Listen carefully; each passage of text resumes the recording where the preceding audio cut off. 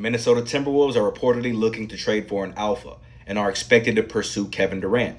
The Timberwolves need another alpha next to Edwards to win it all, which is why sources told HoopsWire that Minnesota is expected to pursue a Durant trade again this offseason. Honestly, let's see. How do I feel about this? Not a big fan of it, honestly, because although Kevin Durant is still a very good player, a great player, all-time great player, he can still score with the best of them. He's still a very efficient player, and any team that's trying to contend would be lucky to have him.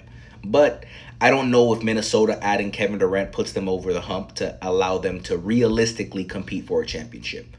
Because I think about what would you have to give up in order to get KD?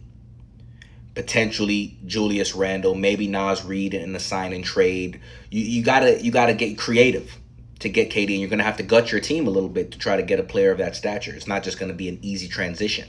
Contractually, it has to make sense for both teams in order for this deal to go down. Now, Minnesota, they're already right there at the brink, at the tip of the iceberg, and trying to win a championship. They just couldn't get through OKC. So now, does adding Kevin Durant put them in a realistic situation to beat OKC? I don't think so. So that's why I'm not a big fan of the move. And also to say you need another alpha next to Edwards, I don't think that's true as well.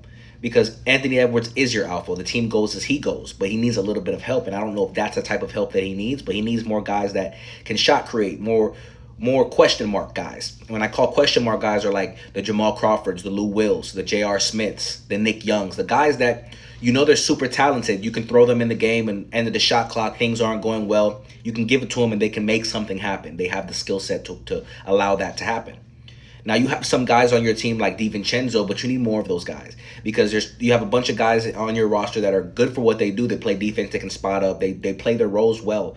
But when teams zone in on Ant and double him and make him see 2, 3, 4 guys, and he's forced to give that ball up, you need other guys that can go and make something happen as well. Whether that's shot create, get in the lanes, kick to open shooters. You can't just have Ant or rely on Ant to be higher offense runs, because like with Julius, when Julius didn't have it going and Ant was getting doubled and tripled, the offense looked stagnant. They couldn't really make much happen, and it forced them into tough shots, and their team wasn't flowing in a rhythm anymore. Other than that, I think Minnesota, they're going to have some tough decisions to make this offseason, like I've previously stated, in terms of how they're going to be able to keep their roster construction of Julius Randle and Naz Reid. They're going to have to make some tough decisions there, but if it ends up being a decision you have to make and it ends up landing you KD, you can't be mad at that. I just don't think that's the optimal situation that's going to allow you to win a championship. It is what it is.